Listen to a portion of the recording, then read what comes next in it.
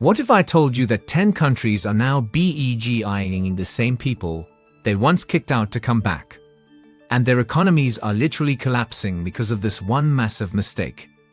If you've ever wondered why some nations rise while others fall, this story will shock you to your core. But before we dive in, if you're new here, hit the subscribe button and leave a comment. I subscribe. And I'll personally welcome you into the family. With that said, let's get started. Uganda's GDP dropped 25% after expelling Indians in 1972. 25%. But here's what nobody talks about: the human cost behind those numbers. Meet Rajesh Patel. His grandfather owned 12 thriving businesses in Kampala before 1972. Textile factories, import companies, even a chain of hotels.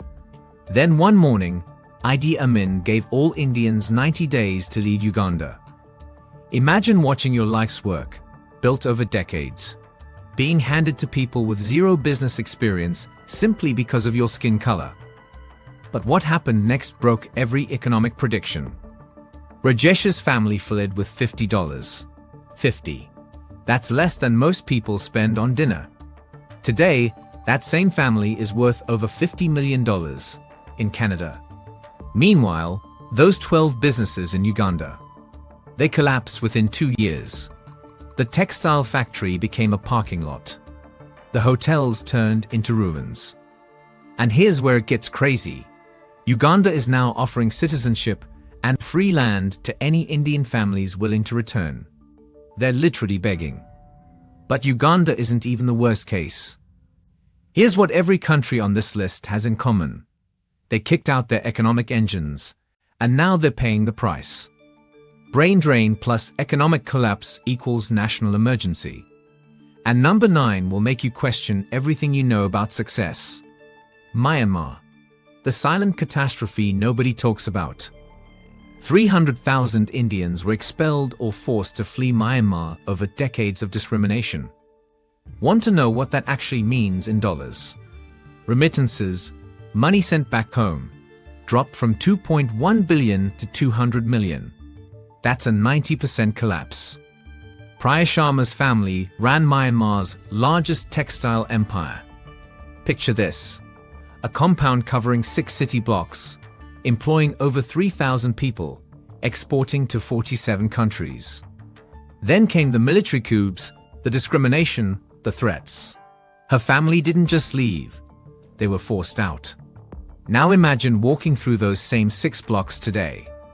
Entire city blocks of shuttered businesses, weeds growing through sidewalk cracks, rusted machinery gathering dust. It looks like a post-apocalyptic movie set. Meanwhile, Myanmar officials are secretly visiting Indian business councils in Singapore, begging them to consider returning. But here's the thing: why would they? Priya's family now runs the same textile business from Bangladesh, employing 5,000 people and generating 10 times the revenue. But the country at number 8 actually paid Indians to leave. I'm not making this up. Fiji literally created a government fund to pay Indians to abandon their businesses and emigrate. They called it an assisted departure program. Let that sink in. They paid people to destroy their own economy. Anil Kumar owned a sugar plantation that employed 500 local workers. His family had been in Fiji for 4 generations. When the coup started targeting Indian-owned businesses, the government offered him $200,000 to sell everything and leave. He took the money. Who wouldn't? But here's what nobody calculated: that sugar plantation now operates from Australia, employing 1,200 people and generating $50 million in annual revenue. Meanwhile, those same sugar fields in Fiji turned to wasteland. Unemployment in that region skyrocketed to 60%. Picture driving through what used to be Fiji's breadbasket. Endless acres of overgrown fields, abandoned machinery slowly rusting away, entire villages emptied out as people moved to cities looking for work that doesn't exist. Fiji is now offering tax-free status for 10 years to any returning Indian investors. 10 years of zero taxes. That's how desperate they've become. The next country made an even bigger mistake. But first, let me share something that'll blow your mind. MIT released a study in 2021 showing that countries lose an average of $847 billion when they expel skilled minorities. $847 billion. These aren't just numbers on a spreadsheet. They're destroyed families, collapsed dreams, and entire nations shooting themselves in the foot. If you've ever felt discriminated against, you'll relate to what's coming next. South Africa. This is happening right now as we speak. 15,000 Indian families have left South Africa since 2018, taking $12.3 billion in investments with them. That's not historical data. That's families packing up and leaving this year, next month, maybe even this week. Dr. Kavitha Reddy was one of South Africa's top cardiac surgeons. She performed over 2,000 heart surgeries, training dozens of local doctors, saving lives every single day. But when her daughter was carjacked at gunpoint outside their home, and the police told her these things happen to your people, she made a decision.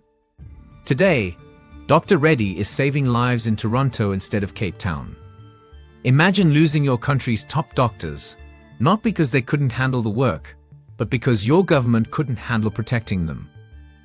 South Africa is now offering fast-track visas and private security guarantees to retain Indian professionals. Private security guarantees. Think about how desperate that sounds. But what happened in country number 6 was complete economic suicide. Kenya never officially expelled Indians, but they made their lives impossible through 1,000 tiny cuts. Discriminatory policies, impossible permits, targeted harassment. And it worked, sort of. The Mystery family owned East Africa's largest pharmaceutical company. They manufactured everything from malaria medication to antibiotics, employing 2,000 people and supplying medicines across 6 countries. A World Bank report from 2020 showed that Indian businesses contributed 35% of Kenya's total tax revenue. Then came the Kenyanization policies. The Mysteries faced so many bureaucratic hurdles, so many lost permits and delayed approvals, that they finally gave up and moved their entire operation to Tanzania.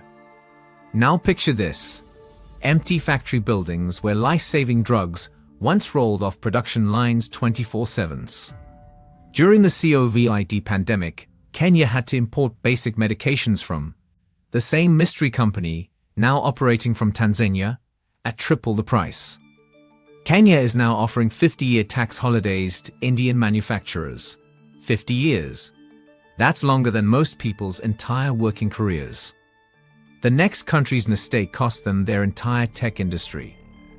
Malaysia went from tech hub to tech graveyard in just 10 years. And it's all because of one massive miscalculation. Vikram Singh built Southeast Asia's first fintech unicorn in Kuala Lumpur. His payment app processed over $1 billion in transactions monthly, employed 800 Malaysian engineers, and was valued at $2.5 billion. Malaysia should have been celebrating him as a national treasure. Instead, during the 2018 racial riots, his offices were vandalized and his employees threatened. The government's response? Silence. Vikram moved his entire operation to Singapore overnight. All 800 jobs, all that technology, all that innovation, gone. An Asian Development Bank report from 2022 revealed that Malaysia lost 67% of its tech talent to discrimination. Walk through Kuala Lumpur's once buzzing tech districts today, and they look like ghost towns. Entire buildings that used to house vibrant startups now have for lease signs gathering dust in the windows. Malaysia is now creating special Indian entrepreneur zones with guaranteed police protection. They're literally promising to protect Indian business owners from their own citizens. But nothing, and I mean nothing, compares to the catastrophe at number 4.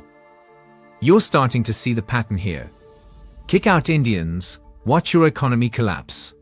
But the top 4 countries made mistakes so catastrophic, they literally changed world history. If you think you've seen bad decisions, you haven't seen anything yet. Canada once completely banned Indians from entering the country. Today, they're 22% of all new immigrants, and here's why that matters. Statistics Canada released data in 2023 showing that Indian immigrants contribute $49 billion annually to the Canadian economy. That's more than the GDP of some entire countries. Harpreet Kaur's grandfather was denied entry to Canada in 1947. He was a qualified engineer, spoke perfect English, and had a job offer from a Canadian company. Didn't matter. The immigration officer looked at his passport and said, "We don't need your kind here." That grandfather ended up building a construction empire in India instead. His granddaughter Harpreet. She's now Canada's youngest self-made billionaire, running a tech company that employs 15,000 Canadians. Canada realized their mistake and completely reversed course. They now plan to double Indian immigration by 2030. They went from, "We don't need your kind," to "Please, we'll take as many as you can send." The bronze medal for economic stupidity goes to Australia's White Australia policy, specifically targeted Indians for exclusion.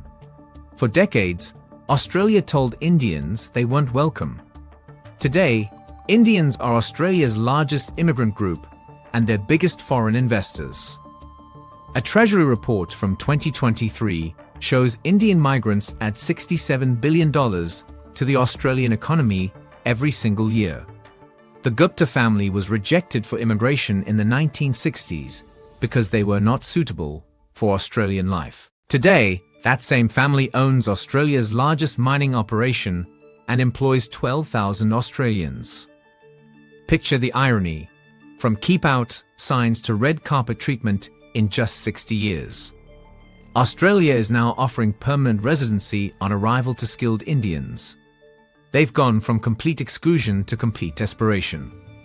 But the runner-up will leave you speechless. America, land of opportunity, limited Indians to 105 people per year until 1965. 105. In a country of 200 million people, they allowed 105 Indians annually. Today, the CEOs of Google, Microsoft, Adobe, and Twitter are all Indian. Harvard Business Review published a study in 2023 showing that Indian Americans generate $775 billion in economic activity annually. Sundar Pichai's father barely made it to America because of those quotas. If those restrictions had continued, we might not have Google as we know it today. Imagine a world without Google Search, YouTube, or Android. That's what America almost chose. The US is now creating special visas specifically designed to attract more Indian talent. They went from 105 per year to "How many can you send us?" But number one will make you question human intelligence itself. The ultimate irony.